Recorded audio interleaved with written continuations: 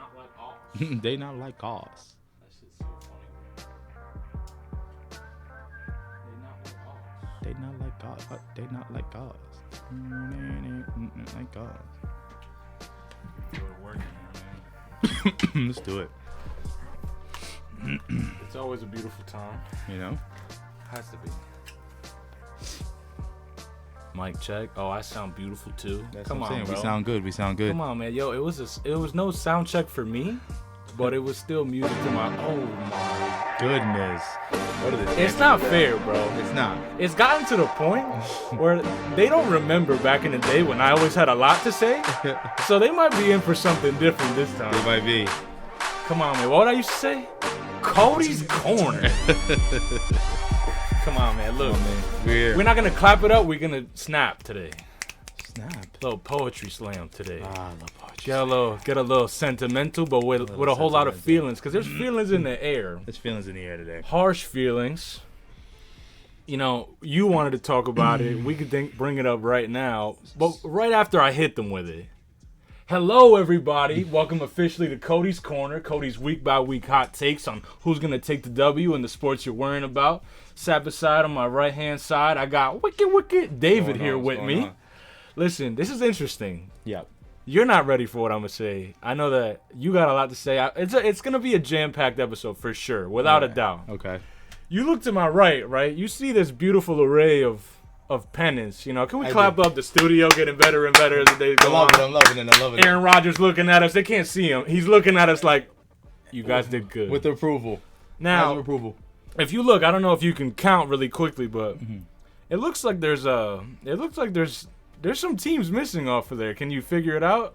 If I count to 5, ready? 1, 2, 3, 4. Well, I want to see what teams are missing though. I'm Exactly. not gonna do it that fast. Hold, damn, in 5 seconds. Hey man, I thought you were a sports podcaster. Oh, so I'm Rain Man now. Okay, I can relax. Hold on. They don't know about Rain Man.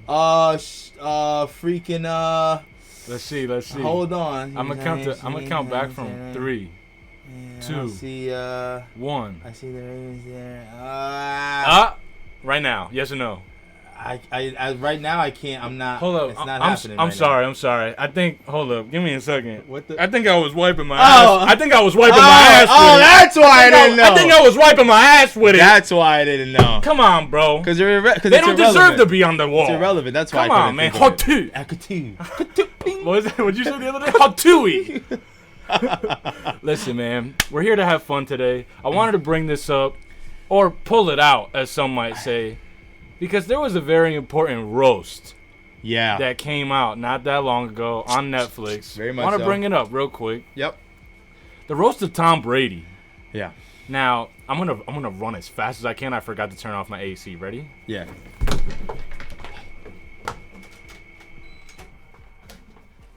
All right. It's like 80-something degrees outside, people, so please don't mind. Yeah, please don't mind us. It was a really hot day in New Jersey today. Yeah, for sure.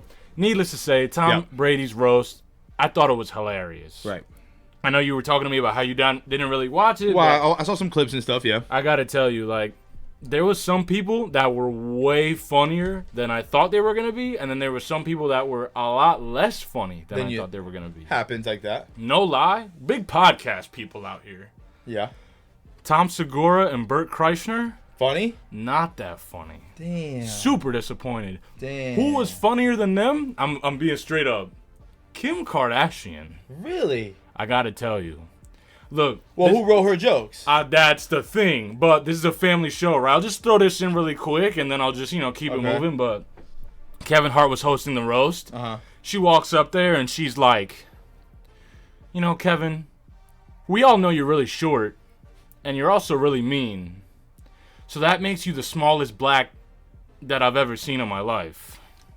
Oh, wow. I was like, yo, Kim Kardashian with the bar coming off rip very intensely. But kid. Listen, man, this is a good episode for us today. For those that are reading, wherever it's on top of them, underneath them, wherever. Exactly. This is our episode for our review of the Jets draft 2024. Clap it up. Phil me got it on me today. Not playing games with nobody today. So, before we get into that, I know some big news came out that shocked me when you told me. Did you want to get a little into it? How big is your CVS? Trying to look at me super smooth. So I'll read it just like this. According to a Monday morning report, this is real too, so it's not just according, it's an actual thing. CBS is shaking up its NFL Today pregame show, firing New York quarterback legend Phil Simms and Boomer Esiason and replacing them with recently retired Matt Ryan. Look, that's crazy, right? Off top, that's crazy. And no disrespect to Matt Ryan. Yeah, but I mean, Boomer Esiason, I think, is an icon in the sport in general. 100%. It's one of those things to me where I feel like there is this influx of these players that are retiring and, they want to get into, the broadcasting type thing. And I think the purpose of the NFL maybe switching over, like adding like J.J. Redick and things like that. And, right. Or, the NFL adding Matt Ryan, Tom Brady. I think it's more so of like trying to keep the relevancy. So I guess maybe viewers, they recognize Matt Ryan. Right. Like maybe not like they wouldn't recognize Boomer. But right. To me, I didn't like growing up watching like the pregame show and stuff like that. Like, right. I didn't really know who Boomer Esiason was. You didn't? I mean... I'm very shocked by that because we've had a lot of conversations about how you listen to sports radio. No, well, now that I'm older, but I'm talking about like as a kid, like watching the pregame show. Right. You know what I'm saying? Like, but I did know, but I was always engaged because I knew that the person that was talking was extremely knowledgeable. Of course, yeah. Right? And then... as a former quarterback. Right, and all that stuff like that. So... right. And a lot of these guys go and they hone their craft for years and stuff. So now you fire these two guys who are huge, right? To then bring in Matt Ryan, who's never done it before, Tom Brady, who's never done it before. Right. Like, hey. Now, what I think about that, just off rip, is the first thing I thought of was, I think it is a generational thing, right? And obviously sports has been around for a long time. There was that point in time where when they probably first brought on Phil Simms and Boomer Esiason, people recognized them as former players that they did watch in the NFL. Boomer Esiason arguably being one of the best left-handed quarterbacks in history. Phil Simms with his history as well.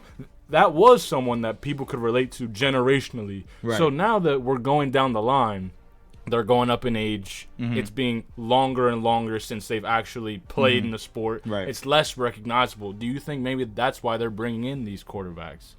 I mean, that's the only thing I could think of. It's purely for relevancy, right? Right. I mean, but which is crazy to think because the NFL needs to stay relevant. Right. It's the NFL.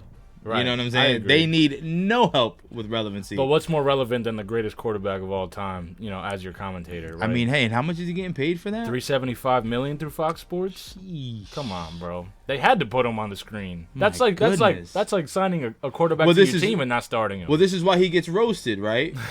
No, seriously, because if you think about it, that's like it's like when a musician has an artist, when a musician has an album coming out, right? And they start touring and doing little, whatever's meet and greets and all that stuff. This is Tom Brady. This is initiation. You're about to be on TV. You got to get roasted.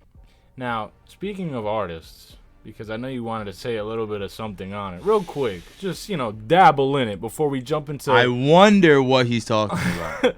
We went really in depth. We had a whole listen through on a couple episodes ago. We did. The push-ups by Drake and all that. Now, there's been a lot of music since. There's been a lot of music since then. Yeah. The Heart Part 6, Family Matters, Euphoria, Not Like Us, da-da-da. They not like us. They not like us. It's catchy, they bro. Not like us. They not like us. They not like us. No, I'm telling you. I can't. I'm not. I don't want anybody. I'm not endorsing Kendrick. It's just catchy. Leave it at that. Kendrick is. I think right now Kendrick's winning, bro. I'm gonna call it a tie. A push. No win, no loss. I'm gonna call it no win, no loss. Do you want to know why? Talk to me. I've got some reasons, man. So, my thing with this whole beef, like, because I talk to my boy about it a lot, Donald. Right? He actually raps and stuff like that. So, when it comes to music, a rapper named Donald. His rap name is Schwig. Okay. But regardless of the fact. We've always listened to the same music. We've always, when it comes to like, I'm sorry. What? I've never met someone named Donald in life, let alone a rapper. No disrespect to you. No, there's none. I don't think he'd feel any. Okay, I'm sorry. Continue. But it is what it is. That was funny. But regardless of the fact, so a lot of it, to me, I feel like whoever's saying Kendrick is winning, I think it's more so because of like the shock value of it all, like from Kendrick, like hearing him do different things. Because listen, Family Matters, it was good. That track is tough. It is good. So I have to ask you this real quick as I bounce around this subject. Right. What's your favorite song out of the Beef EP? So I gotta tell you, as the how can I say, as the songs have aged, right? How because they kind of all dropped in a span of 3 days, and everybody was kind of just absorbing all of it. At first, I liked Euphoria a lot. I like Euphoria. I think lyrically, it's probably the best one out of all of them so far, if you ask me. But I'm not really so much of a fan of like the off-tune direction that his flow is going in. That whole Cody, Cody, like it's really cool as a bar. Don't speak on the family, Cody. Yeah. Deep in the family, but Cody. like just how it sounds like he's going through puberty for a little bit. It's like, Kendrick's always done that. You know? Kendrick's always been somebody to change his voice. Yeah, and it's his thing, right? But we had this conversation in a group chat with PD, shout out PD, that it's also hard to make it catchy on top of that. So then when he came back and made Not Like Us, first off, the fact that DJ Mustard made the beat for Not Like Us on a diss track, like the fact that it was quiet, I see dead people, Mustard on a beat, ho, like that is iconic, and that's not something that you usually get on a rap track, period, let alone a diss track. So, but so what points does Kendrick get taken? This is all I ever hear is about the song, but again, The Hard Part 6, these are all still very good, especially Family Matters is a ridiculously good song. But my thing is that Kendrick doesn't get any points off for lying.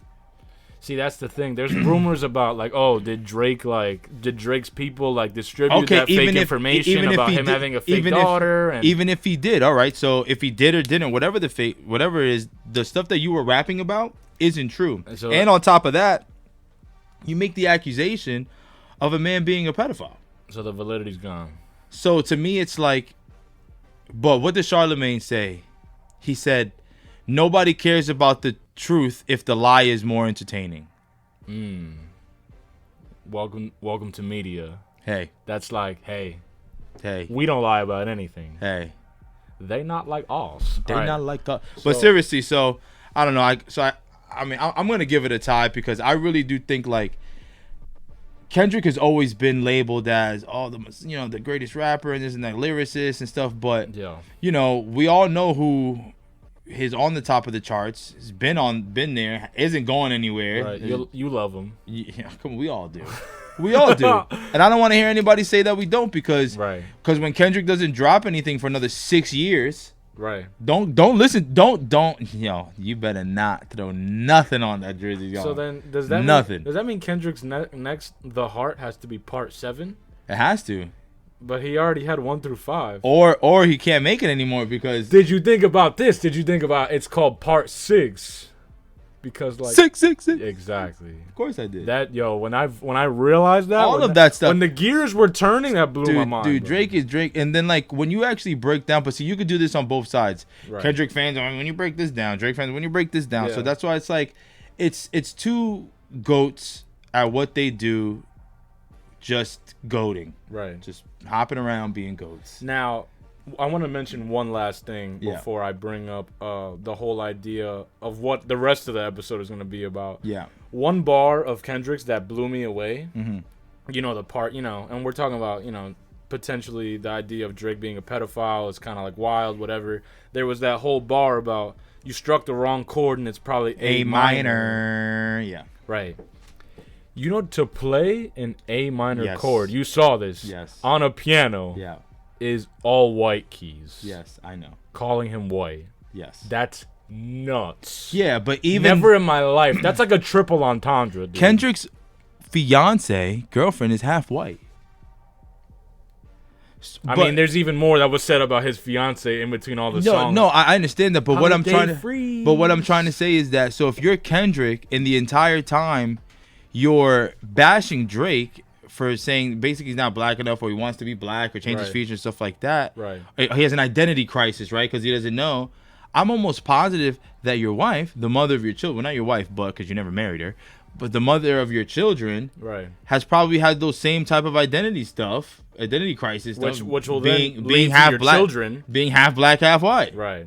So it's like, it just, some of the things said were just being hypocritical, and then you talk about yourself like, I'm Mr. Morale. All right, but we know that you used to beat your fiance. Oh, okay, but you're Mr. Morale though. Right. Big stepper. You're the one that we're supposed to. You're like, get out of here with that. You know what I'm saying? So it's like, and I get it. It's all in the act of beef, and I think that, like I said, look, Kendrick will probably win in a lot of people's eyes because of the whole shock value thing. Right. But when it all is said and done, we all know who's going to remain at the top of those charts and who's going to keep bringing out stuff. As a matter of fact, I think that now with this whole beef thing, and once it's over, I think that Drake is actually going to come out and really bring out the type of music that we've all, even though he's done it for us plenty of times, but that whole, you know what I mean? Like, it'll go to another level after that. Yeah. So, which ultimately, if that's what ends up happening, if that's all that ends up, because people out here getting shot now. For real. His security guard or whatever? Come on now. I heard about that. So, but if all that ends up happening from this is that both of these guys just continue to come out with outstanding music because they always feel like the other one is like right there, then you know what? So be it, and I'm here for it. Listen, we're just listeners to the music, and as the same way that we're fans of the sport, you know, just with things that go on in sports media, right? But now that we're here, we're talking about the greatest of the greats in all aspects, right? We brought up Tom Brady. Yep. We brought up Drake. That's right. Talked about Kendrick. We did. All a little older in their careers, obviously, developing into something new now. Now I want to bring up the next player that we're gonna argue should probably leave the league alone at this point. Oh, I think I know where you're going with this. Travis Kelce.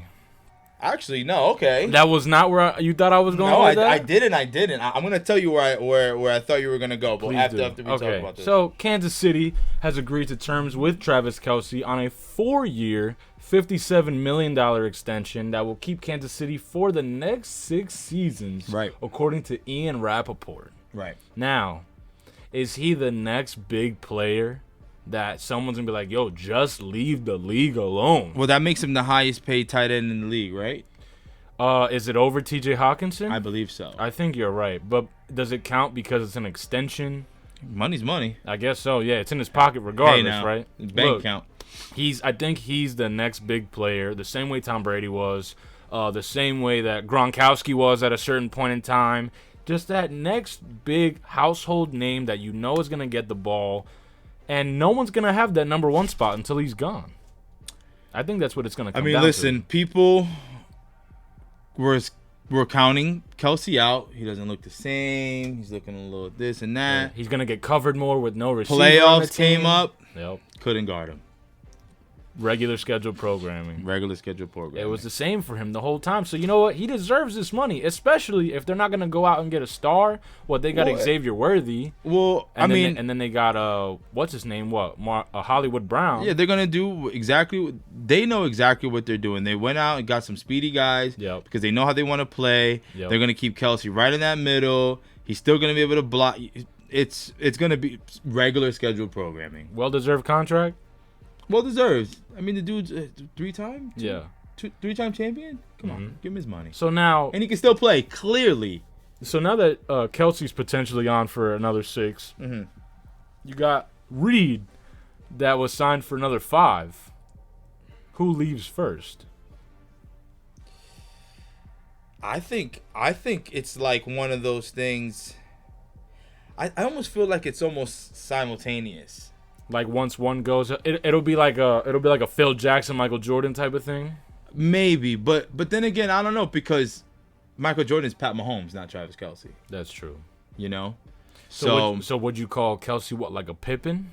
Yeah, He's the Pippen. he's Pippen. I like that. I'm not mad at that at all. He's actually. Pippen for sure. Because you can't deny that Pat is the guy. Exactly. But Travis is getting paid like the number one. Exactly. So when it comes to them leaving, I think that dictates more on Patrick Mahomes. Both of them, really. It's like staying or leaving. It'll be up to Pat. Hey, you guys get in the room together. You figure it out. Pretty much. I like that. But with that being said, so what I thought you was gonna say about a guy who maybe should be out of the league. Let's hear it. Pat Beverly. Talking crazy. You want to bring that up really quick? Yeah, what man, did of Pat course. Bev do? So Pat Bev. One of the things that Well, Pat yeah, Bev so did. Pat Bev did a couple things, right? Right. Over the weekend. We all know that the Bucks lost that series. Giannis was hurt, yada yada yada. Dame was out for a little bit. Yeah, but whatever, they lost. Anyway, so Pat Bev during an interview, a female reporter comes up to him and asks him a question about the game. I forget what the question was. But before he answers, he goes to her, he goes, yeah, so before I answer that question, are you subscribed to my podcast? Right. And she looks at him, she's like, no. He's like, well, all right, well, I'm not answering any questions from you. Next. He's a fool for that. That's crazy. He's a fool for that. That's crazy. You know, I feel like... First of all, Pat hold, I'm sorry to cut you please, off. Please. Pat Bev, like, I'm a fan of yours, all right? Because, dog, you know, like, you go out there and you give it and you play hard. Like, it doesn't always show up in the stat sheet. Lord knows, because I'm a Laker fan and I looked at him. But however, you go out there, you play hard. You know what I'm saying? When you're given the minutes and stuff like that. But like these type of antics, bro. Like, how old are you, dude? Yeah. And it's childish. come on. And having a podcast, I feel like you should. So that basically puts you in the realm of media now. For real. Correct? Yeah. So if that does that, how do you not have respect for somebody in media?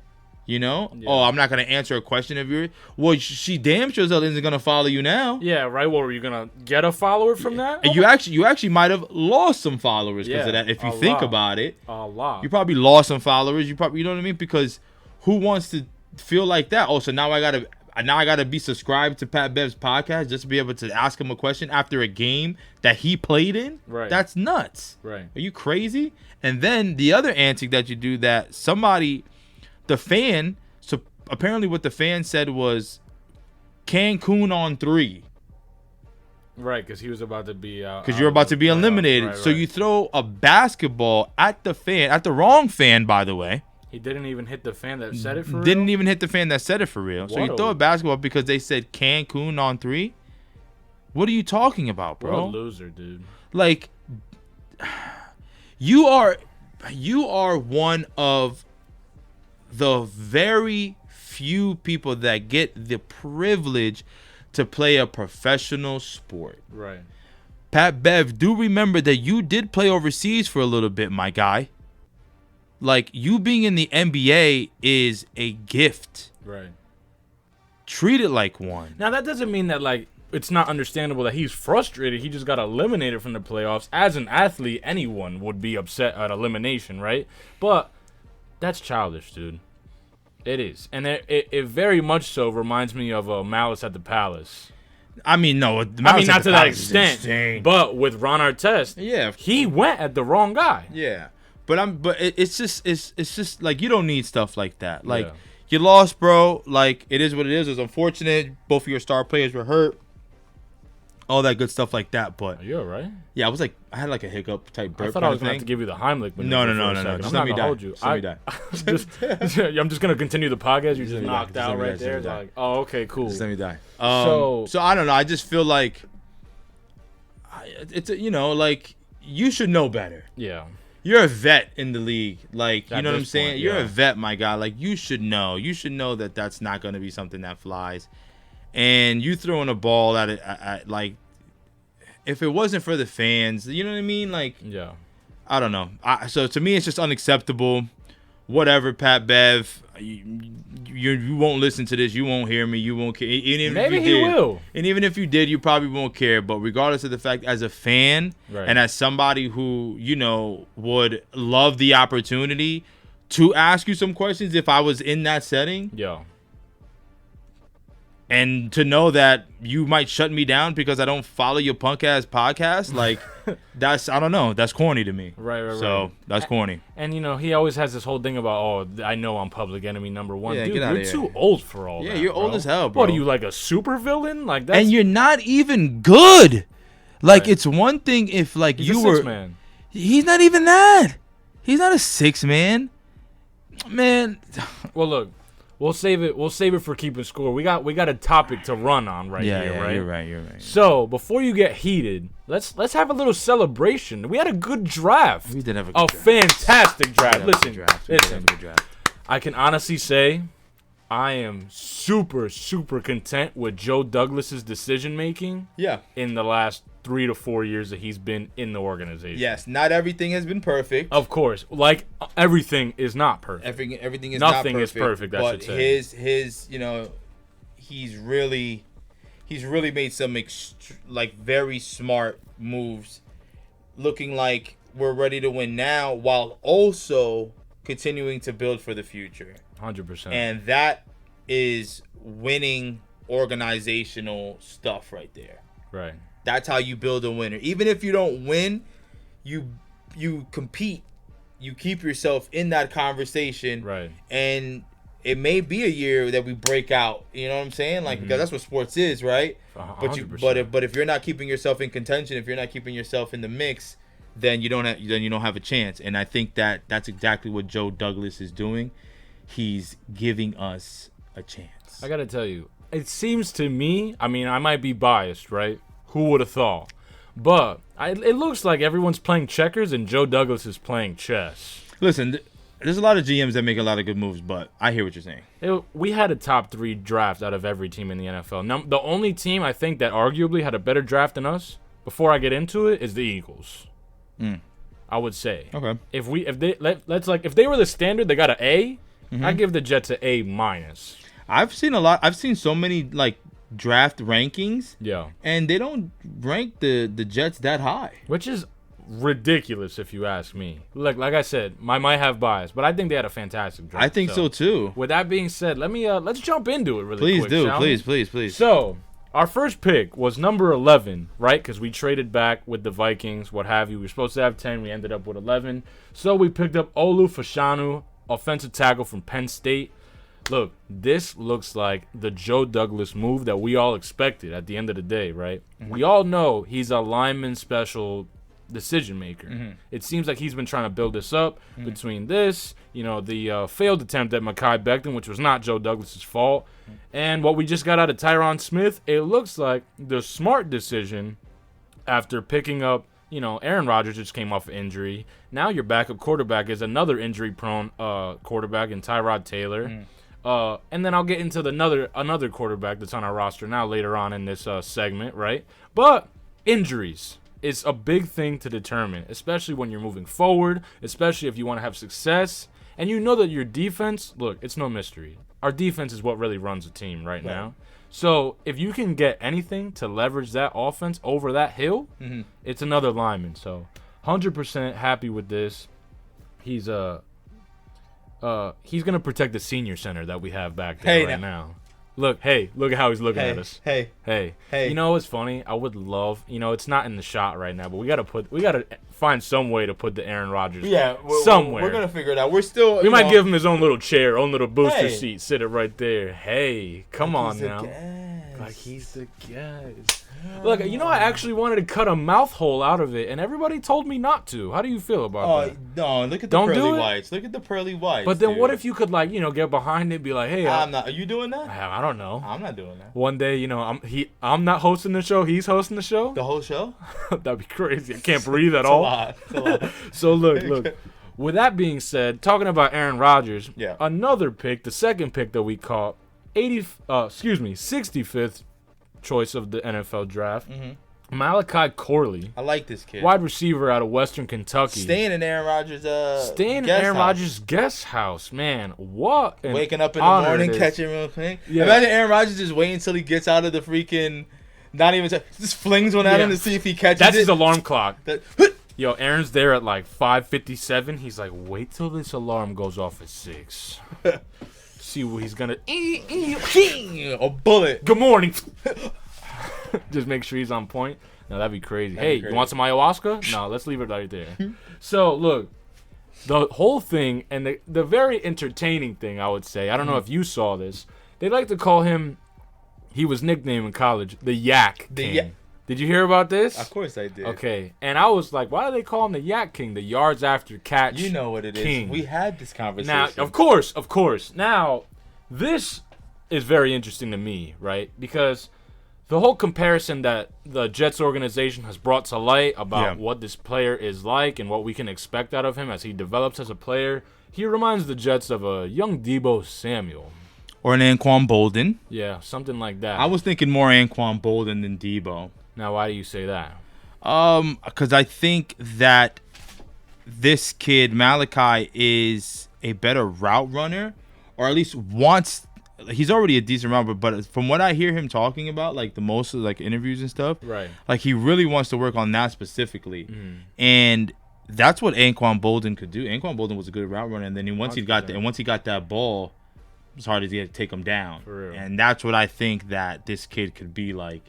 And I think it complements well, man. I just continue. I'm sorry, because then I start thinking about potential. Listen, bro. This is your time to say what you gotta say. I just you know, like I just see all the potential. My eyes start to widen. Listen, I get it. As a Jets fan, you don't want to have wide eyes. I don't. You never do, because God forbid, you know, they could New York Jets you, if we're being honest. Hey, that's okay. This is also a therapy session. You get out all your feelings now. Yeah. God forbid it goes sideways on public TV. Yeah. You get to say, oh, we had that conversation, right? Yeah. Now, I wanted to bring this up because this was very interesting to me. I hadn't heard this before, but they interviewed him as soon as he was drafted, Malachi Corley. Right. And they asked him, what are some players that you watch their gameplay to see how you can like bring that into what you bring to the field? Okay. By any chance, I'll give you one guess to guess the player that he said. Just. Is it a wide receiver? It's a wide receiver. It's a wide receiver we've had a lot of conversations about. I'll put it like this: he's on a new team this season. But I'll throw you a little hints. We have had multiple conversations about. I'll throw this one at you, and I won't say nothing else. He arguably was overpaid. The receiver. That he watches his gameplay to model in his gameplay. Calvin Ridley. That was pretty good, bro. Yeah, Calvin Ridley. Come on, now, that was pretty good. I'm impressed. There's a lot of receivers that arguably were overpaid. Now, before I jump back into the draft, I just want to mention this because we brought up Calvin Ridley. Obviously, now on the Titans, it seems like the Titans are building a very heavy wide receiver core. I don't know if you heard about this. I've seen. Tyler Boyd. I saw. Signed to the Titans. Right. So, I don't know if Is that a heavy wide receiver core, It's though? a heavy wide. They got Tyler Boyd. They got Calvin Ridley. They got old boy from the Bills. What's his name? Come on, help me out here. Old boy from the Bills? From the Bills. Oh, Gabe Davis? Right. And they still have D-Hop. Come on, dude. It looks like they're trying to build up. But what do you do with all those receivers? Maybe there's something they know about Will Levis that we don't. That's what comes to my mind. Oh, that he has 4 arms and can throw 4 footballs at the same time? That's not what I'm saying. But look. That he's Doc Ock? You're stupid. You're a fool for that. Now all of a sudden he's Dr. Octopus. You're absolutely a clown for that. I just don't understand. I want to tell you. No, what I mean by that is that, look, there's no lie. He was Will Levis was a rookie last year, right? Yeah. Maybe there's something in the development of him that they're not really airing out the world to see because they don't want people to be prepared for that, right? So you're saying in a good way? In a good way, yeah. I'm saying that maybe there's some potential being shown off camera, off media about what Will Levis is growing into that attracts a lot of these young wide receivers, man. Listen, I mean, at the end of the day, money's going to attract you wherever. So of course. So they're paying. But again, even with, I mean, maybe it's backup plans because Calvin really is somebody who has an injury. Right. D-Hop too. So maybe that's, oh, hey, buddy. So maybe that's what it is. What? There's a spider right there. For real? Yeah, you don't see him? Oh, I do see. I kind of don't want to kill him though because it's like you're supposed to leave him alive. I agree. But I also don't want him like on me. Are you scared of spiders? No, not at all. This is so interesting. Actually, this just became Nat Geo Wild. There you go. Boom. You got him. He's trying not to. He's gonna start springing back now. Where Where you the going, hell guy? did you just pull out sticky notes from? That's what I want to know. The sticky notes were already on the table. Just flick it quick. He's on there. Send him back into the wild. No, he's right there. There you go. You know, I'm so glad that you're on point with that because I also don't kill spiders. They kill other bugs. 100%. I also heard it's like a good omen type thing of like if you see a spider, like because think about it. You want to be Spider-Man bad as hell. I get it. No, not at all. I mean, Spider-Man was my favorite superhero growing up, but Really? yeah, 100%. Okay. But Okay. I think I heard that it's a good omen because like think about seeing a spider. Spiders aren't. That's not an insect that's like just out in the open all the time. It's not like a fly or. It's not an insect. Sorry, it's an arachnid. Right. Jeez Louise. Anyways. Correction. Correction. Well, actually, it's not an insect. Oh, sorry, Dexter. Yeah. It has 8 legs and it's not 6, so we can't really. All right, let me relax. But quick, I just heard it's a good omen for anybody out there. I heard it's a good omen that when you see a spider, it's like a good thing. So the more practical thing is that spiders kill other bugs. So I mean, if you see a spider, let them rock. Yeah. And thanks for bringing the good omens to the show. Yeah, Needless to that's say. it. Hey, as a matter of fact, that's a hell of an omen to just be right there, middle of the show. Good luck. That was kind of funny. It was wild. I didn't see it at all, and I just saw your eyes go. Like they had to focused in on it. You know why? Because from the side I saw it, and I thought that it was like a piece of like I don't know lint or something like floating around. like a floaty. So I tried not to and then I look over and like, what is this? Does this got legs? So hey there, little buddy.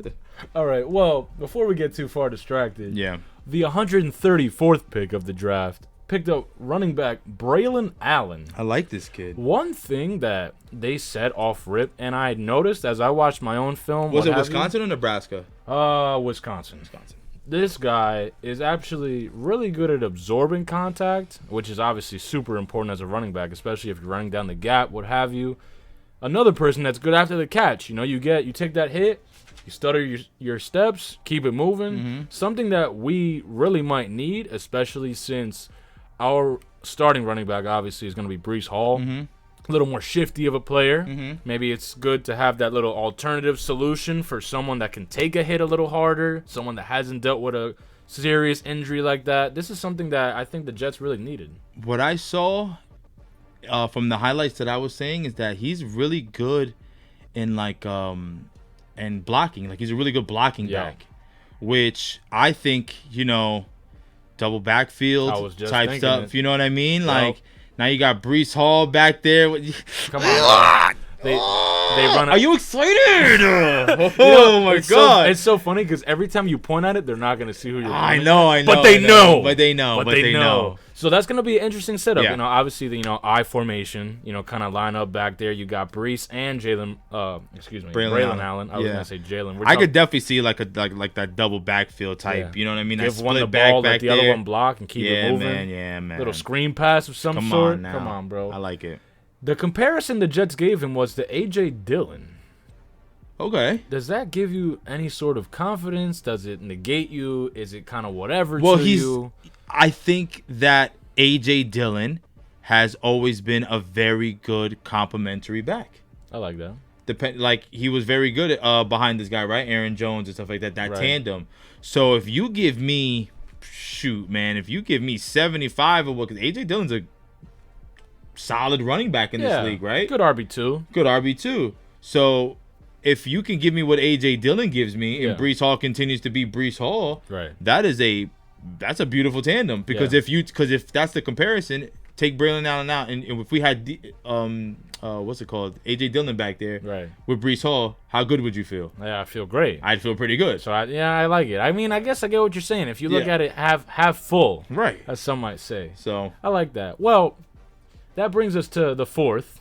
Okay. Right? And I didn't want to bring this up when we were bringing up quarterbacks before, but I'll say it now. At 171st, the Jets selected Jordan Travis. I like this. Quarterback from Florida State. Now, he's a good player. No reason to think otherwise. However, he does deal with the same issues that our other two quarterbacks are facing. He sustained a left leg injury that ended his season in November of 23 while running up the middle. You know, he likes to use his legs. There's no mystery. For anyone that does the research, you know it, you see it. He's a little more mobile, reminds you, and that doesn't mean he's not a passer.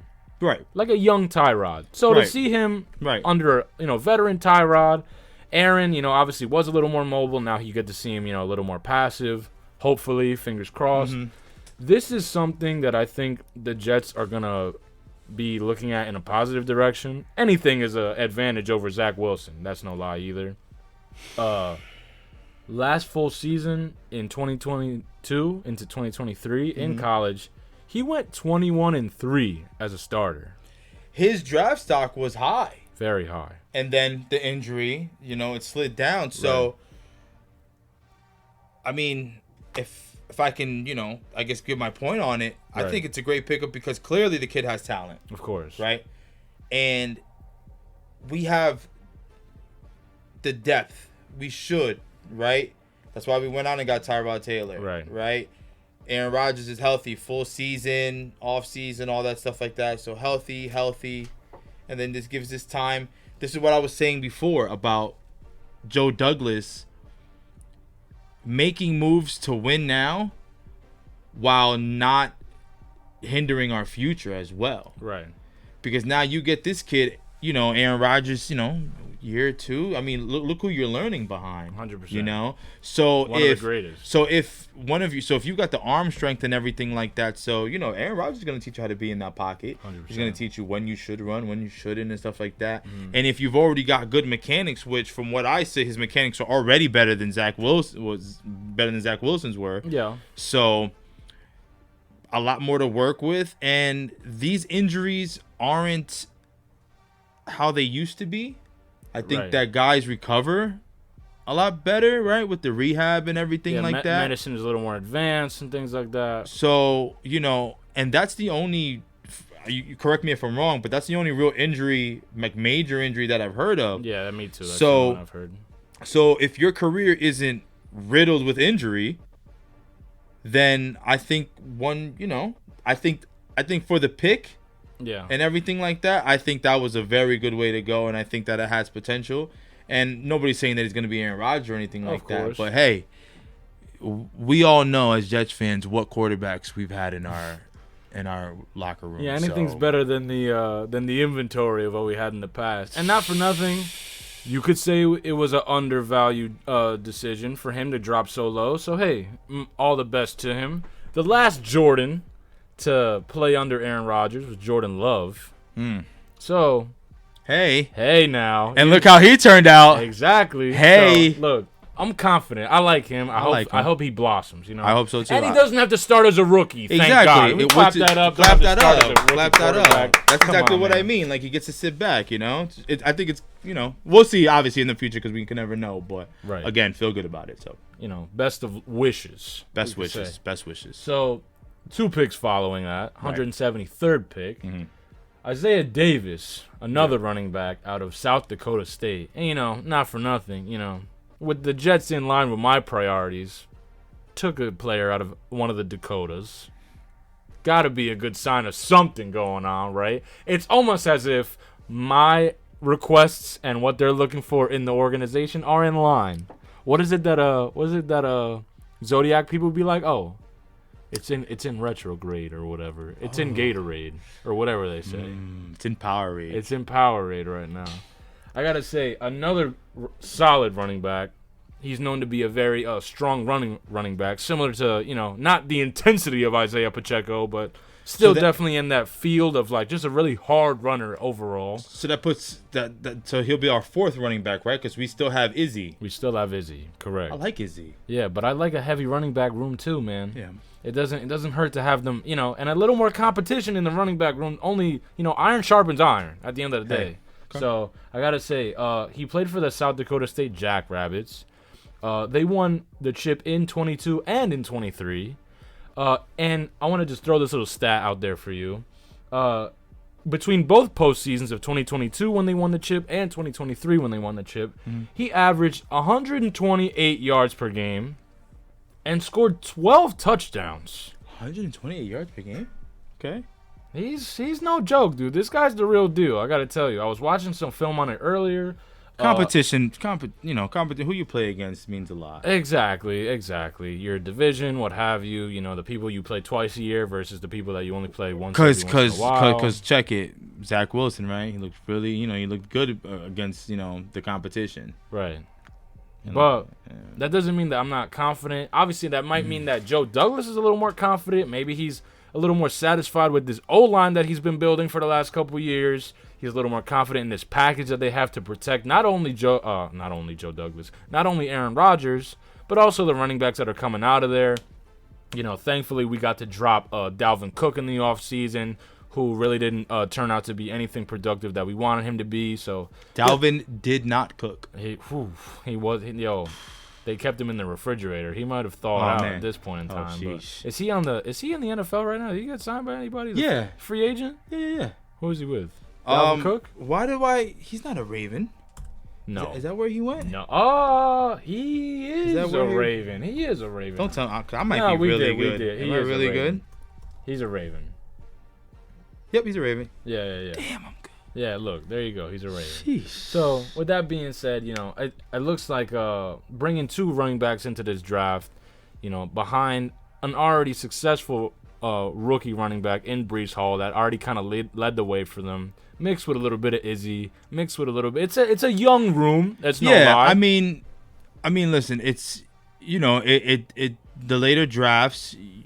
You always want to see if you're looking for value, of course, at this point. And I haven't watched much film on the guy or anything like that. You've got the notes in front of you, so I can't really say too much about him. But right.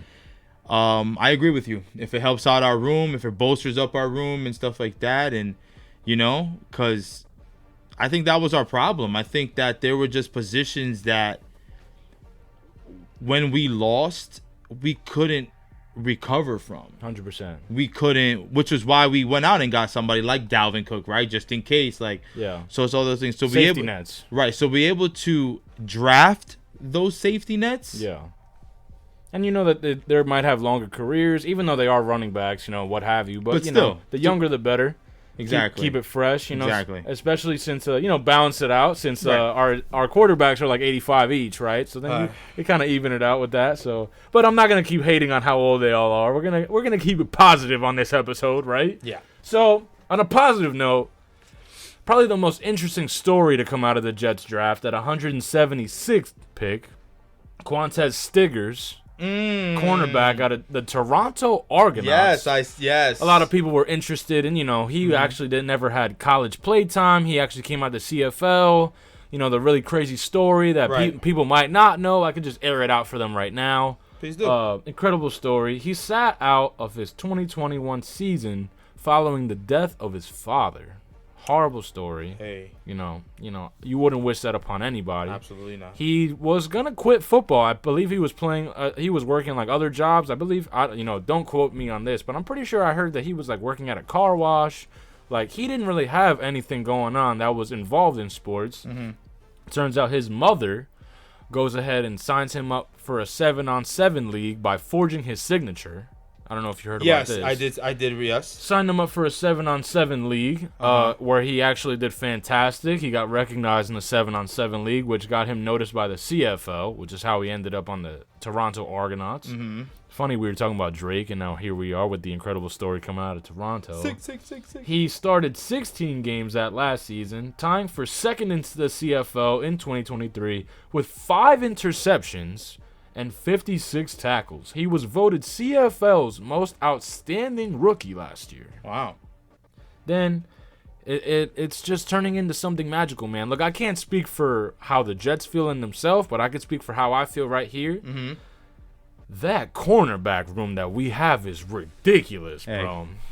Hey. And look, like you said, it's competition based, right? Because if you're playing in the CFL, are you playing against the same competition that people might have in college? No, it's a whole different league. It's a whole different group of people. Right. Whole different organization. But you're looking for, but in that case, you're looking for tools, right? You are. You're looking for tools. Can I take this knife and sharpen it? Can I make it right? That's Of course. essentially how we're looking at these players. So. Iron sharpens iron. Right. So why not bring in this player that potentially could be amazing if he's gonna be under Sauce Gardner? Well. If he's gonna be under what's his name? Reed. Mm-hmm. If he's gonna be under, all these sharp guys that can really bring him to that next level that people don't believe he can. I'm not gonna lie. I think that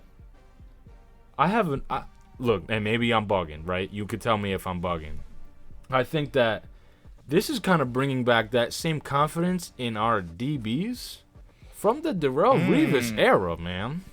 Ooh, listen. I gotta look. Antonio Cromartie. You might have to put your phone down for that one. Hold on. Serious. This is Revis Island we're bringing back here, bro. I want to tell you. Look, you wanted a little more energy today, right? Cromartie was nice as hell too on the other side. He was nice, bro. Come on, bro. Nice as hell on the other side. He had like 13. My man was he like, had to be nice. He had to play. He had to play. He had to be nice. Those checks had to keep coming. He had 15 mouths to feed, including himself. That's enough for a quinceañera, bro. Some of them kids better make it to the league. Yeah, they better. Hey, one of them better pick up the mantle. Some might say. That was nice, but look, we're kind of getting to that point right here, right now. If C.J. Mosley could stay healthy, right? And we're gonna get into this next player, the last player that was picked up in the draft, another defensive player, and I'll just mesh that into what we're talking about here. This was the last pick of the draft. Picked at 257th, known as listen to this, the new Mr. Irrelevant. This is what they're calling him. Jalen Key, safety out of Alabama. Now, obviously, the phrase Mr. Irrelevant right now brings a couple goosebumps to whoever hears it, because obviously the last prominent Mr. Irrelevant was Brock Purdy. Mr. Right? Purdy. That's what everybody was bringing up. There's no way to know if this guy obviously is going to explode the way that Brock Purdy exploded. This is a whole different position altogether. However, very interesting story for him as well. He started off redshirted at UAB, and he actually wasn't a safety at first. He entered UAB redshirted as a cornerback himself. Oh, look at that. He played there for 5 seasons before transferring to Alabama in 2023. And then it looks like he's gonna be that fit that we need. Obviously, we made a couple moves at the safety position. We dropped Jordan Whitehead, who famously had those 3 interceptions in that first game against the Bills. Good player, didn't really do a lot after that. He's on the Bucs now. Yeah, looks like we want to really fill in that spot. Why not put someone else in there that seems that they have a little chip on their shoulder themselves? They need something to prove. Pick 257th? Yeah. Come on, bro. Yeah. This is important, man. I think that as of right now, I think that we look stacked. And I know for those that look, I don't want to jinx nothing, right? But for those who saw the post that we got to post on our story not that long ago, we're speculated to be the second best defense in the NFL. Who's number 1? The Browns. Which I don't even see how. You can't go past Myles Garrett, I would say. But they also have what's his name? No, I can't think of anybody else. I'm lying to you. But I'm not a Browns fan. I could name you a lot of people on the Jets defense, but I'm sure a lot of people couldn't. You feel me? So, okay. All right. Needless to say, I think that I'm really excited. We already were super explosive last year, and we only filled that up with players that were more explosive to me than we had last year. So I'm really impressed with the draft, and I'm really impressed with what looks like is going to be a bright future for the New York Jets.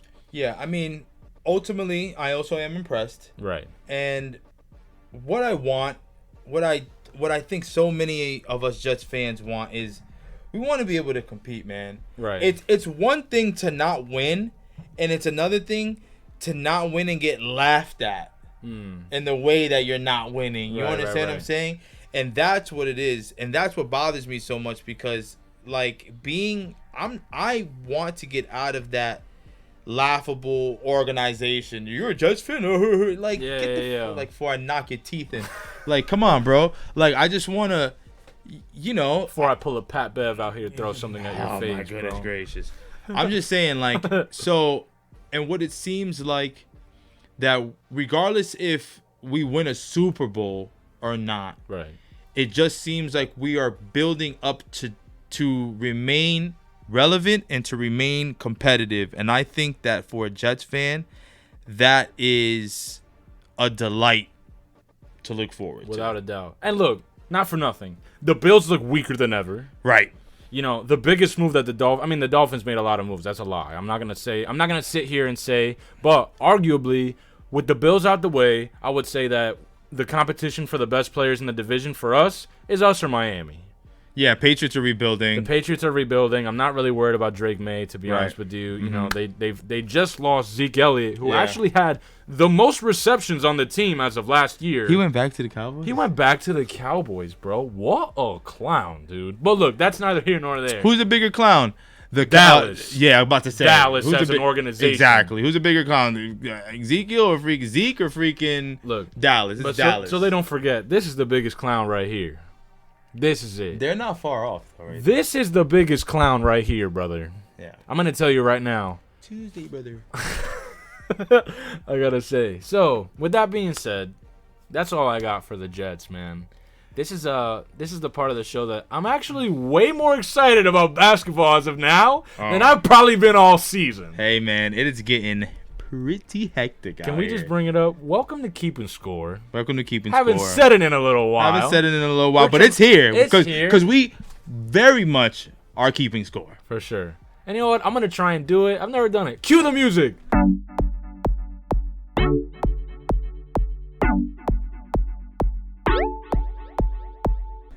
We're going to get it in this one tonight. Come on, man. We're going to go up and up. So, talk to me, man. I heard you got a lot of basketball on your mind. I got a lot of today, stuff. man. So, first and foremost, I want to start this off with the WNBA regular season starts May 14th. Clap that up. Let's clap that up. I can tell you right now, I literally just got a email from Disney Plus saying that they will be showing the WNBA games. Really? So, hey, I'm for it. You can see, listen, Caitlin Clark is out here getting already. I'm not gonna sit there and be like, this is why this is happening, but let's keep it a buck. And Caitlin Clark is box office, and they are going to use her to sell tickets and get TV deals and all that stuff like that. Like, as a matter of fact, I think every Indiana Fever game is on national TV. Is it everyone? I know that they went from like I think it was 4 on national TV to like 20 something, like something wild like that. Like it's nuts. That's insane, bro. So that's crazy. So just that alone, like, you know what I mean? So that's crazy. So hey, Angel Reese is also another one who's playing well in the preseason right now. Did you see the Caitlin Clark step back? Did you see? I saw it when she scored her first points. I saw it. It was clean. It was clean. It was exactly what you would have seen out of her in college, and it was as if she hadn't even missed a beat. And she's pulling up from deep, like you know what I'm saying. So she's currying it. I'm definitely gonna be tuned in. I think we'll be going to a WNBA game this year too. Without a doubt, we're gonna hit a Liberty game. Yeah, without a doubt. And you know what? Not for nothing. The world knows that she's on the map right now. We're not. Shout out to other podcasters. Pat McAfee was on the Pat McAfee show, right? Rocking the Caitlin Clark, 100%. The Red 22. Right. You love to see it, man. You do. You know, there was that little phase like a couple years ago where everybody, popped out with the orange hoodie that everybody had because Kobe was rocking it. What have you? But that's what you need, man. You need, especially like athletes and like male broadcasters. You need them because. How is the sport ever going to grow? 100%. It's still in its infant stages. The WNBA is so young. Yeah. You know what I mean? Like, now, realistically, because I had this conversation with a coworker, and, he asked, do you think that the WNBA will ever catch up to the NBA? And when it comes to money-wise. And that's impossible because the NBA has been around for 75 years. TV deals are crazy. So that'll never happen. However, I think that we're getting really close to some $1 million deals. I agree. And I think that's dope, man. Like, some of these girls out here, some of these women, I don't even want to call them girls. Some of these women out here are skilled as hell. Yeah. Like, you know what I'm saying? And, hey, they play a professional sport. Right. And let's keep giving it recognition and let's keep on supporting so they can continue to make money and support their families and, you know, do what they're good at and love and stuff like that. Like 1,000%. Like there's clearly a huge pay discrepancy. Mm-hmm.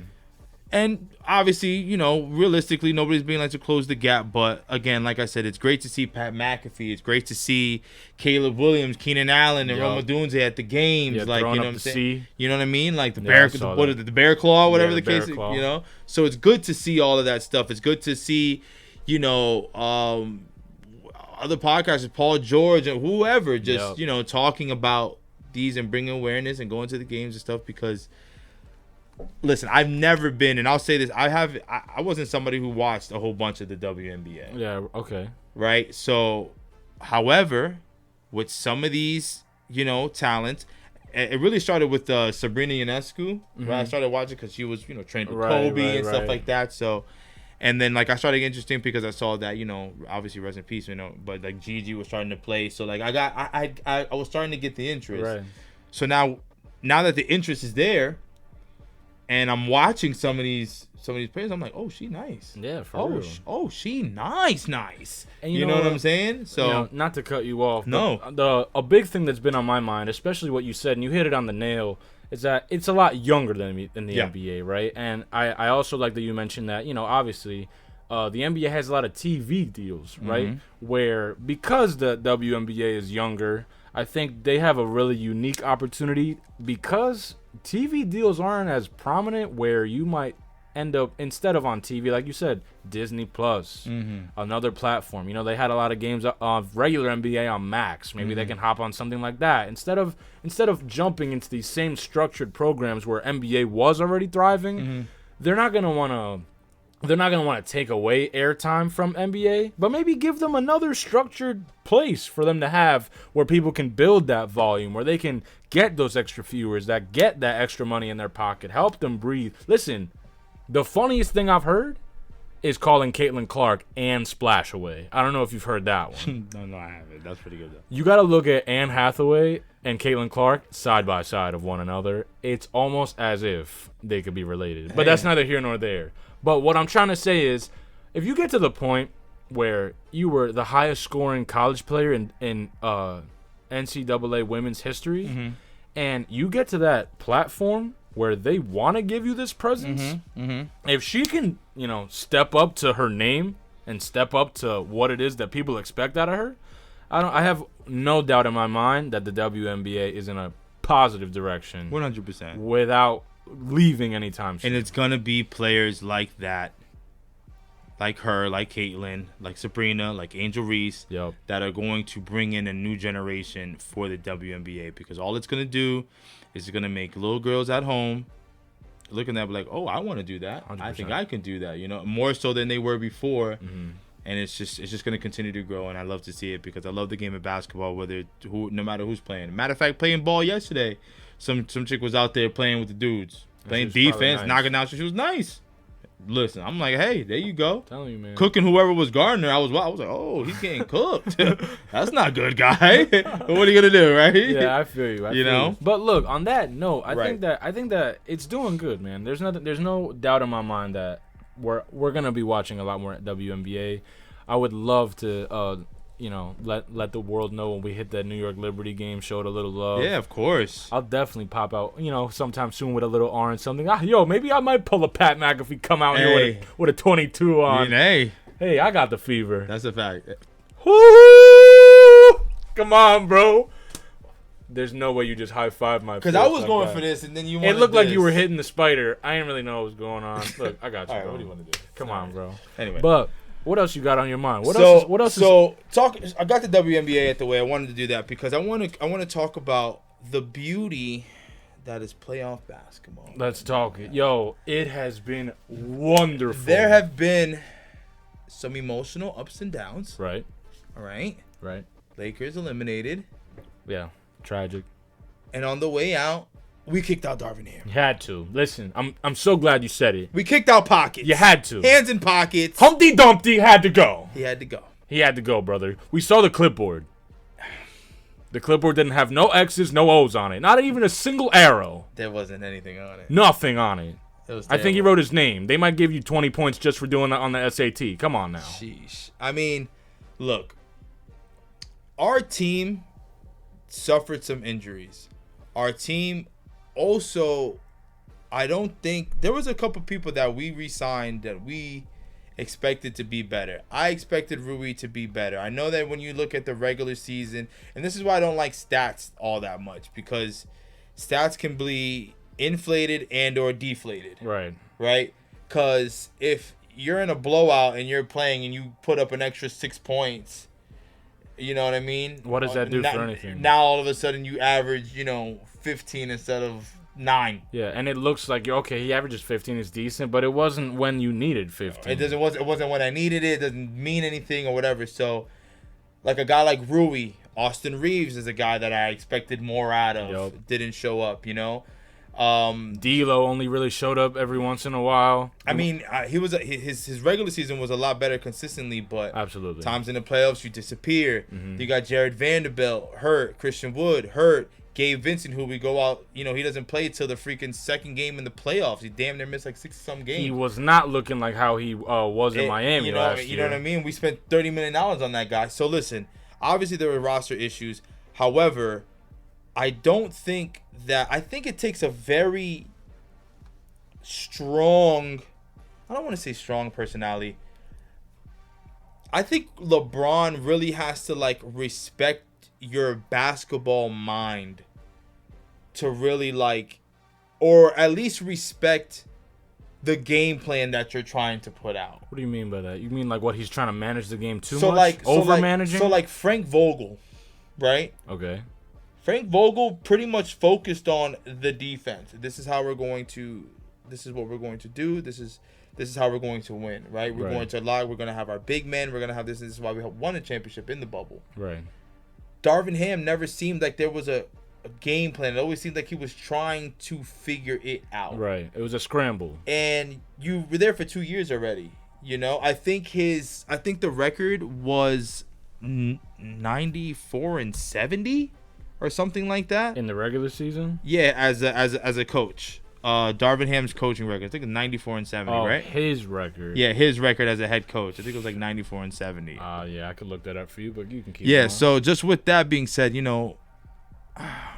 I don't know. LeBron's aging. I really don't know. It's just tough. But did he deserve to get fired? Maybe. I know. 90 and 74. 90 and 74. Mm. That's what I said, right? Yeah. Oh, nice. Yeah, you're right. There you go. Hey, Sheesh. Just like you said Calvin Ridley before, it's almost as if you know what you're talking about. Oof. But I digress. But yeah, I mean, so with the Lakers, I really don't know where they're gonna go. I've heard rumblings about Ty Lue. I've heard that too. I've also heard rumblings about JJ Redick, which JJ Redick would make a lot of sense. LeBron's got a podcast with JJ Redick now and stuff like that. We all know how that goes. Right. Late GM over there working. For real. But Ty Lue, it sounds good, and I know that Ty Lue was there when they won the championship, obviously, right? Yeah, and the Cavs famously. And stuff. However, does Ty Lue want to leave the Clippers? That's the thing. But, he wouldn't be moving too far. You wouldn't be moving too far, but if you're Ty Lue, you want to continue. I guess if you're Ty Lue, which team gives you the best chance to win? So I guess a lot depends on the offseason, because if Paul George goes, you're pretty much hit. Yeah. Because listen, you can't. Speaking about the playoffs, obviously James Harden's another person who disappeared. He had a couple good games, but they needed more. There's no reason why James Harden and Paul George can't win that series. Yeah. I forget which game it was, but I believe it was that was the computer, bro. Don't worry about it. I know what it was. But I just wanted to let you know that I forget which game it was when the Clippers, before they lost. I think it might have been Game 3 or Game 4 of that series against the Mavs. Mm-hmm.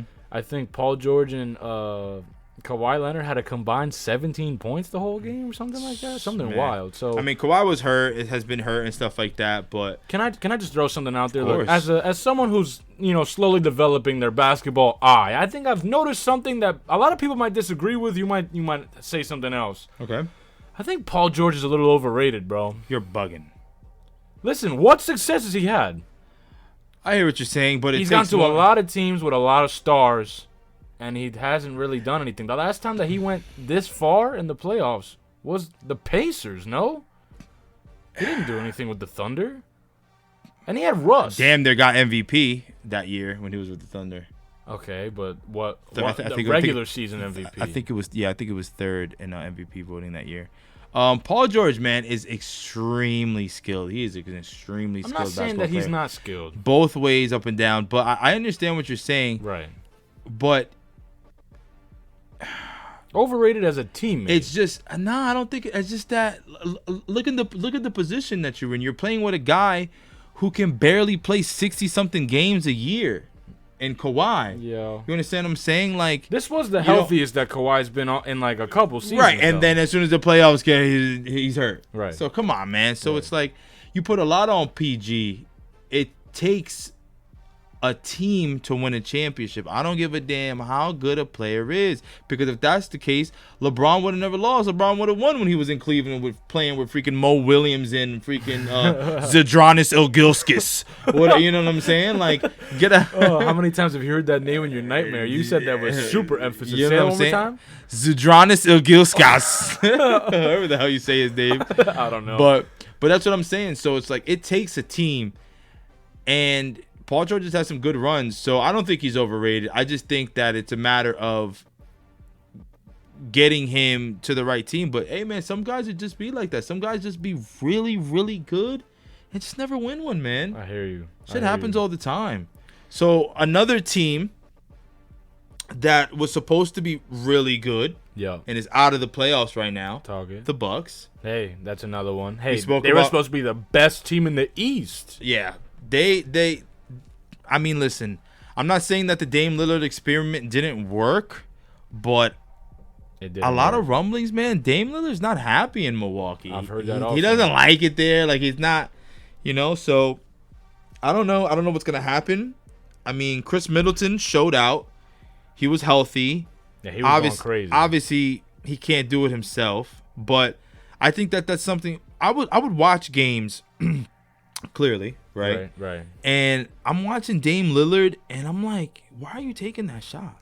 It's lazy basketball. Like, why are you taking that shot? Like, I understand having all the confidence in the world, but my man's open over there in the corner. Yeah. I understand that you came off this slip screen or whatever, but you didn't even look to pass. It just looks like you were just trying to put the three up or get fouled for the three. Right. And I don't know. It just seemed like there wasn't a bunch of continuity. Like, you've got Brook Lopez on the outside, Bobby Portis, Chris Middleton, Giannis when healthy. Like, Dame, you should be out there putting up 25 and 10 type, 25 points, 10 assists a game type shit. And he's not used to that, coming off of Portland, obviously. But he's always been a good passer.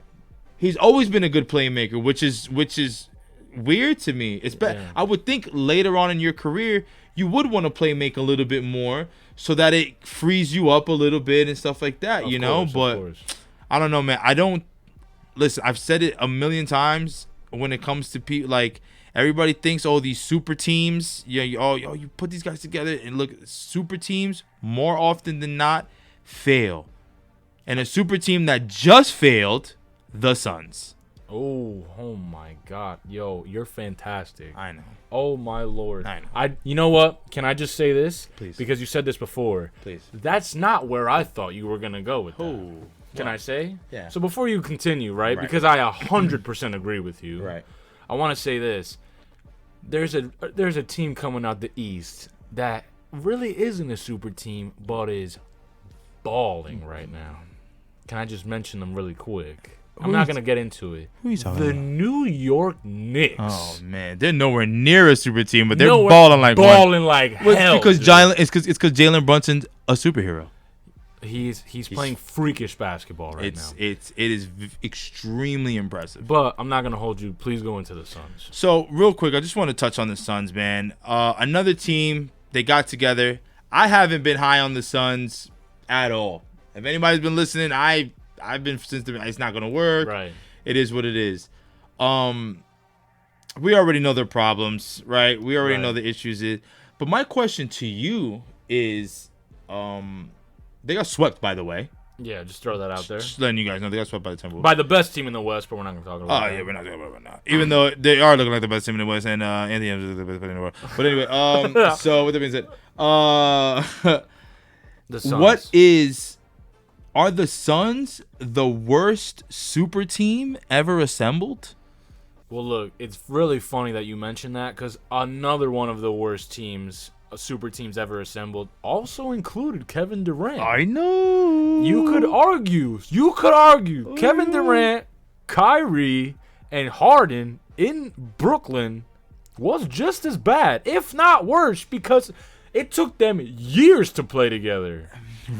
You had that first year where like one of them was hurt, and then it was just Kyrie playing, and then the first year that if they were healthy, they might have won. They could have. So this is why I'm not going to put them as the worst, but continue your point, please. I'm gonna say if you're talking about bad super teams, we've brought them up in the past. The other Brooklyn super team. Ooh, name them. In Garnett, you had Paul Pierce, and what was it, Ray Allen?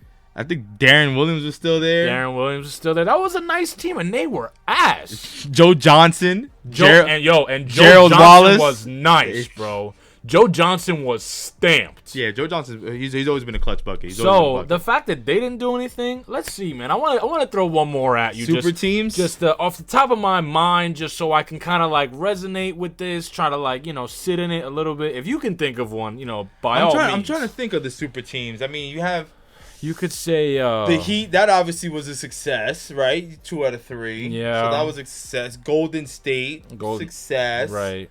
In a sense. Could you say? So I think that if the super team involves Kevin Durant, it's just bound to not. I mean, well, no, because the Golden State, but yeah, but look, hey man, I'm not a Kevin Durant hater. I'm not one of those, but he went to a team with the greatest shooter of all time, though. But we're going to leave that right there. Well, another team that came to my mind, I don't know if you'd call this a super team. Maybe you can correct me, right? But when Jimmy Butler was on the Wolves, it was Jimmy, D'Lo, and Cat. Would you consider that a super team? Because that was Jimmy when he was coming off of a amazing season in Chicago. D'Lo was already considered decent.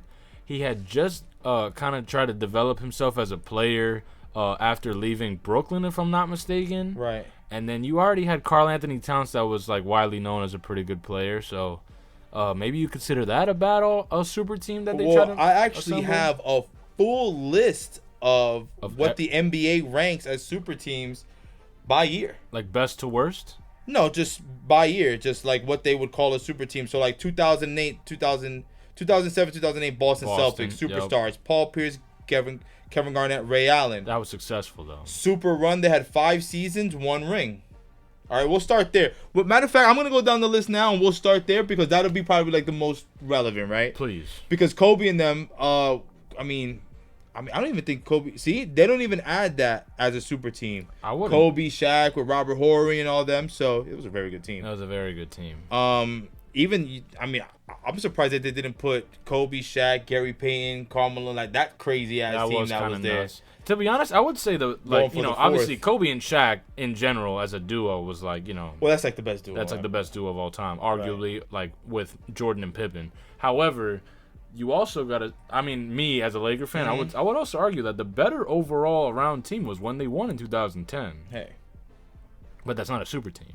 No, but they were great. They were amazing. All right, I'm sorry. Continue. No. 2010 to 11, LeBron, the Miami Heat, right. LeBron James, Chris Bosh, D Wade, big 3, 4 seasons, 2 rings. That's successful. That's successful. Definitely would call it successful. But is that list only successful? This was they called this a super team. This was nasty work. Let's hear it. 2012-13 LA Lakers, Kobe Bryant, Dwight Howard, Steve Nash, and Paul Gasol. That's nasty NBA.com. That you call that a super team? Steve Nash was 86. Dwight Howard left his back at home every game. And you know what I'm saying? Like, you're bugging out. It was Kobe and Powell. That was it. I got a good one. First of all, 1 season, 0 rings, lost in the West in the first round. Absolutely disgusting. However, nasty work. Since we're talking about the Lakers, I think this has to be brought up, right? What? Follow me. I'm following. LeBron, AD, Melo, Russell Westbrook. That whole disaster of all of LeBron's boys. Yeah. Arguably, they were all superstars on their own team. Dwight Yeah. Howard, I think, was still on that team. Yeah. That was pretty disgusting as well. Disgusting as not in like in a good way. Disgusting as in like everybody thought, oh my God, it's over in LA. They're gonna da-da-da, and they did nothing. Yeah. So, want to put that. That's my last input to that topic. Listen, these super teams. Good luck. A lot of them look great on paper, but it is very real that the blueprint is there for a championship. It is. You draft your superstars and you sign complimentary players. Right. That's usually how it works. Right. Very seldomly are you able to gather through trades and free agency. Are you able to gather a team and it work cohesively to win a championship? Some might say too many stars and you get burnt out. I mean, hey, look, it just normally doesn't happen that way. And we can go, pretty much down the list of all the NBA champions, like the latest one, the Nuggets, drafted Nikola, drafted Jamal Murray, right? So now you have your two superstars and drafted Michael Porter Jr. And what did you do? You went out and you acquired pieces around them. Right. Contavious Caldwell-Pope, Yep. Aaron Gordon, Yep. right? Same thing. Golden State, huge example. Drafted Stephen Curry, drafted Draymond Green, drafted, right? Needed to win again, picked up Kevin Durant. Right. Happened again, core still there, picked up Andrew Wiggins. You understand what I'm saying? Like, this is how it's built. So, I mean, these super teams are always going to keep happening. These guys love clicking up. Boston Celtics right now, they haven't won anything, but drafted Jason Tatum, drafted Jaylen Brown. What do? They went to go pick up, there's their superstars, and went to go pick up complimentary pieces. Drew Holiday, Kristaps Porzingis, Derek White. Yeah, but they didn't pick up a third superstar. It was just enough to get them over the hump. That's all you need, bro. Anthony Edwards, Karl Anthony Towns, drafted by the Minnesota Timberwolves. And then what happens? They go out and get Rudy Gobert. They go out and get Mike Conley, complimentary pieces. It's right dead in your face. Right. So these guys are going to keep trying to team up with each other. They're going to keep trying to win, and most likely it's not going to work out. Now, so while you're on the topic of Minnesota, since you brought up Minnesota last, I just want to throw this out there. There's a little malice in my heart, obviously. The Lakers are eliminated. Who are they eliminated by? The defending champs, the Denver Nuggets. It's so nice to see the Timberwolves smacking them right now. Fantastic. Oh, my God. I'm not going to lie to you. I think. Oh my God. For real. Oh my God. For real. No, this how it chokes me up. No, bro. I'm telling you. Yo, I think I need an Anthony Edwards jersey, bro. You know what, man? And I made this comment to my boy E yesterday on the phone. Yo.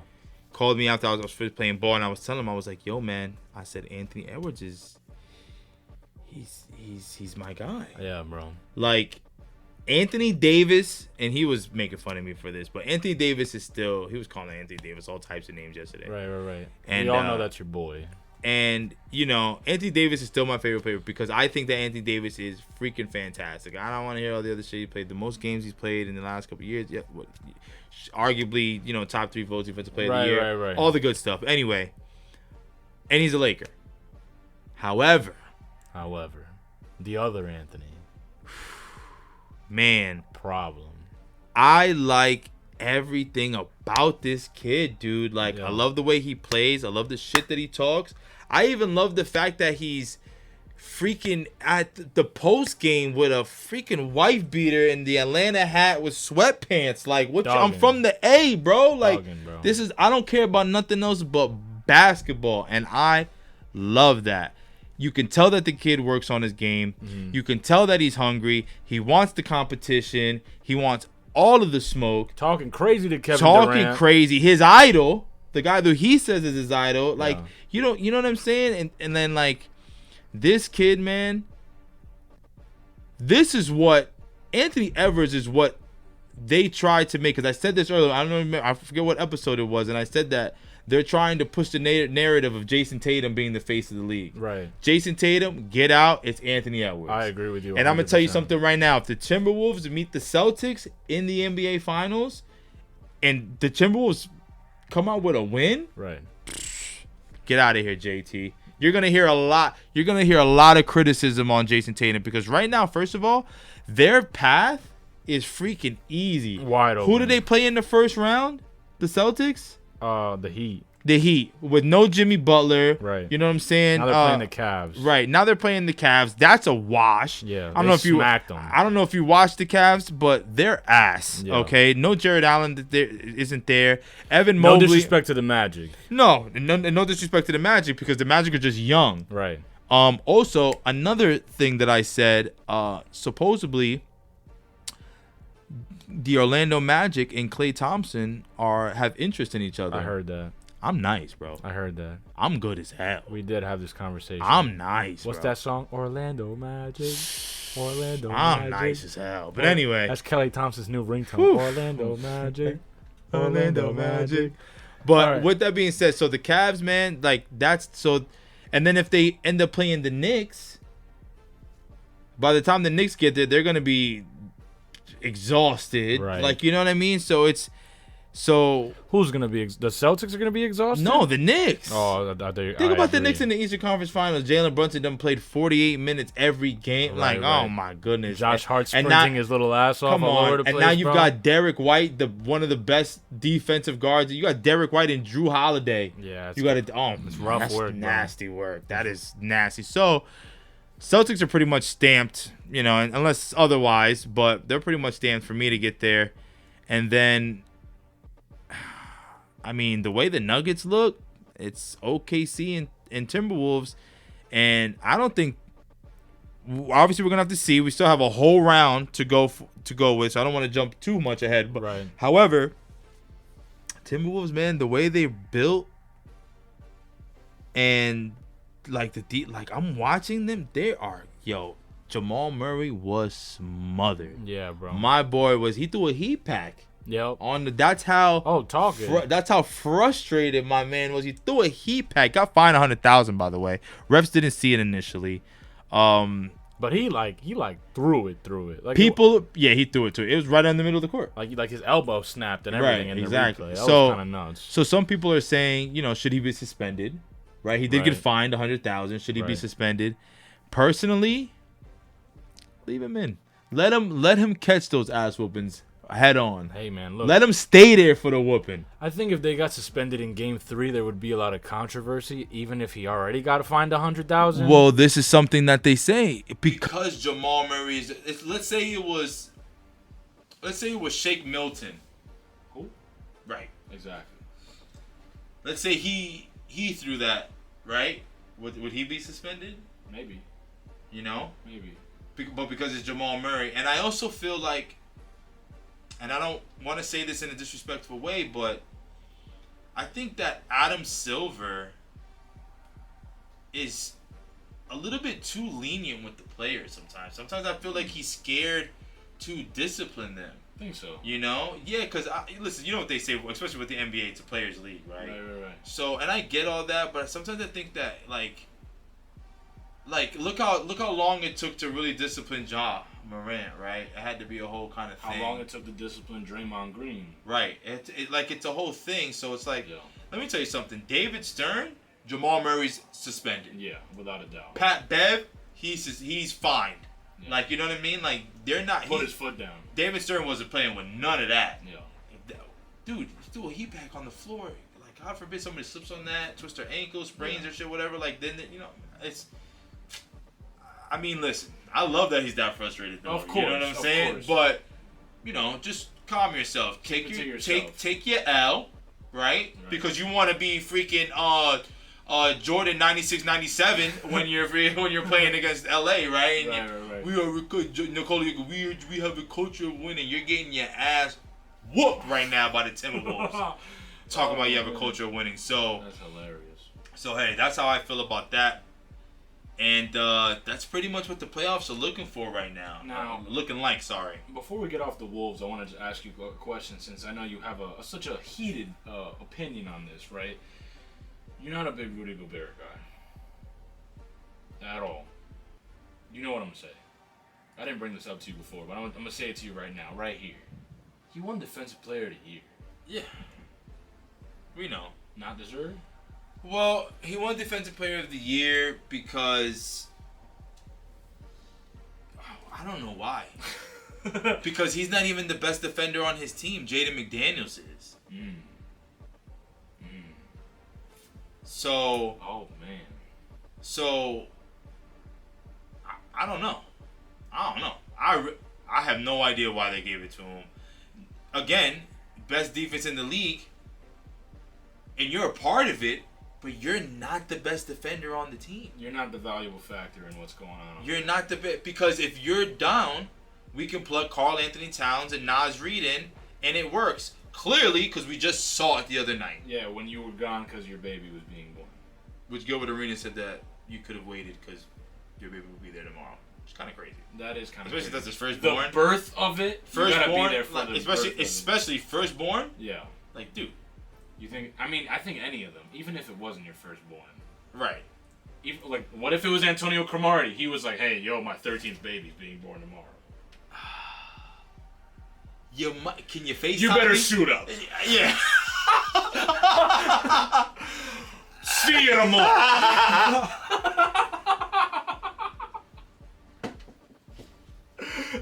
You like that one? Yeah. Look at how Aaron Rodgers is looking at you right now. He goes, "You better suit up." I'll see you tomorrow. You're bugging out, Cromartie. So just to paint a picture before we get out of hand here, just to paint a picture of the last 4 games going on in the NBA playoffs. For those that aren't paying attention, right? Thunder and Mavs. Right. Thunder are up 1-0. Yep. You got last night. Wolves and Nuggets. Wolves are up 2-0. Right. Celtics Cavs. Celtics are up 1-0. Right.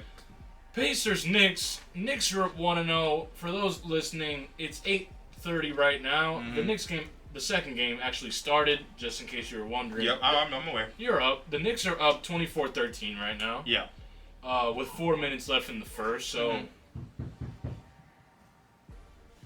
You heard that, right? I did. Well, I hope whatever that was, they figured it out. But needless to say, I think that this is going to be a very interesting series in general. Yeah. I think that, like you said, it's looking. Pacers should have won the first game. It was close. Pacers should have won the first game. I mean, look, I'm sorry, Knicks fans. I'm supporting y'all. I'm supporting the Knicks too right now. The Pacers should have won the first game. They were up 9, and if the Pacers slow down in that last minute or so, they win that game. Yeah. It was a sloppy beginning of the game in general from both teams. Right, but for me, what I saw in that, the Pacers were tiring out the Knicks. Yep. And weren't letting them shoot the 3 at all. But then what happened was the Knicks started slowing the game down, and they kept trying to speed it back up, and they were getting turnovers and things like that and calls and stuff. So I think the Pacers should have won that game. But you know what? I think I speak for New York when I say shoulda, coulda, woulda. Yeah, right. Look, the same way that Philly wanted to play super dirty against New York the round before, shoulda, coulda, woulda. Right. Joel Embiid, go home, fix your wild eye that everybody had to look at all season long. It's a serious condition. That was a question that I wanted to ask you. Let's talk. Is Joel Embiid a dirty player? I think I see him as a dirty player now. And it's hard to see because I already value him as arguably one of the best players in the NBA. So you don't want to see that out of a player. But at the same time, like, you know, grabbing Mitchell Robinson by the legs when he goes up for a board, you know, elbowing players in the face, knocking them over. Stepping on them. You know you're like 50 pounds heavier than the next player up on the court. Maybe 100. Maybe 100, you know. Joel Embiid's a big boy. Yo, hey, and you know, he definitely saw the player coming. That one eye wasn't closing the whole time around. So, needless to say, is that bad to say? Attacking the palsy? Is that wrong to say? I don't know. Hey. He's dirty. You know what's worse? Risking injury to other players in the NBA game just cause. Philly, you should be disappointed in them. Go eat a salmon cheesesteak. I was about to I was about to say go eat a cheesesteak. Go eat a salmon cheesesteak. Forget Geno's. Forget Pat's. Forget Pat's. Forget the 76ers. New York has to stand up right now against their well-known rival in Indiana. I'm really excited about NBA right Reggie Miller's announcing the game tonight. Yeah. New York Brother Tomatoes to the Yeah. stand. Hey, listen. You think you're gonna do it? If man, listen. If the Pacers win that game, Reggie Miller better, before the game's over, put his headphones down, right, dip off somewhere. I want to announce. He might need to carry a disguise. Brian Anderson's gonna be like, where did Reggie go? You see Reggie dipping off like this. Gone. Gone. That's funny, bro. But listen. But with that being said, man, the playoffs right now, it's amazing basketball. The Knicks being relevant and playing well is awesome. Right. It's great for the. I haven't seen this much Knick attire outside in a long time. 100%. Hats, jackets, shorts, freaking socks. Knickerbockered up now out here. I don't know what else you got. I know one more question that we wanted to talk about.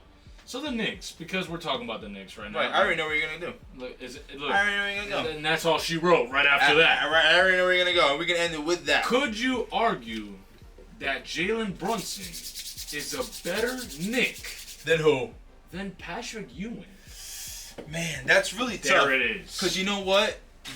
I think right now it's tough because Patrick Ewing took the Knicks, like the farthest that the Knicks have been in a long time. Yeah. But damn, man, like Jalen Brunson, what is it like?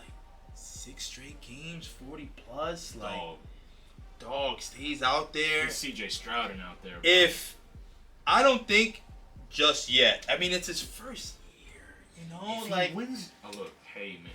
I'm like not gonna do that to New York because New York doesn't deserve that. He just got to New York. If he wins, though. Oh no! If he wins, the minute that he wins, he's better than Pat Ewing.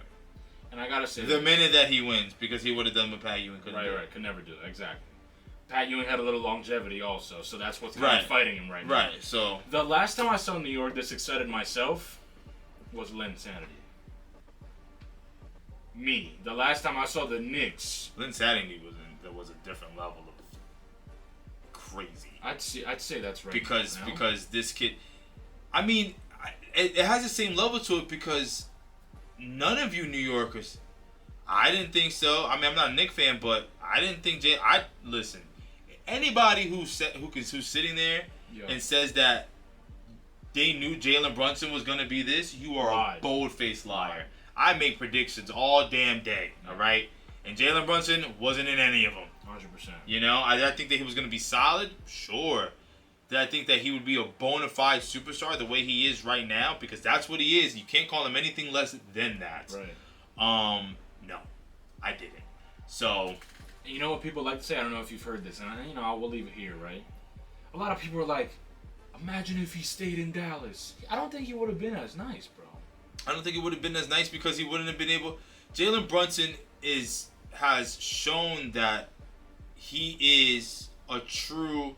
Well, not say true point guard because it depends on what you think is a point guard, right? Because he scores right a lot. Is he passing? Yeah, I mean, like he did a couple games, especially in the Philly series, he averaged 10 assists like 3 games or something like that. Last 3 games, like 10 assists, 10 plus assists with putting up 40, which is crazy. Yeah. But with that being said. I think he's really close to Pat Ewing. Yeah. I think if he wins, I think that even if he gets to the finals, I think they might even. I think because the Celtics are so good. There. Yeah, I think because the Celtics are so good that if some way, shape, or form Jalen Brunson and the Knicks are able to get to the Eastern Conference Finals and get past the Celtics. Then even without winning, even if they lose in the finals, I think you're gonna have to go with Jalen Brunson because this run is just spectacular. Yeah, it's something we haven't seen in a while. And the dude is 6 foot. Like braids tight as hell. Like he's out there and the way he's bumping, Yeah, nah, he's playing aggressive ball too. Like drawing the foul, mid-range, up and under. People like, driving past him. He jumps up, gets that hit in the back of his head from finish people. anyway. Like Finish left, anyway. left way, right. Like he's, man, that boy is hooping, man. And again, say it again for Knicks fans. You know, New York being good is good for the sport. It's good for the city. Yep. The Rangers are doing well. New York is Yankees are doing well. This is good stuff. It's good stuff to be a fan, to be a New York fan of sports. Yeah. Right? New York sports fan. Except for maybe for the Giants, but hey. Oh, we don't want to get the hit. Cover him up for that.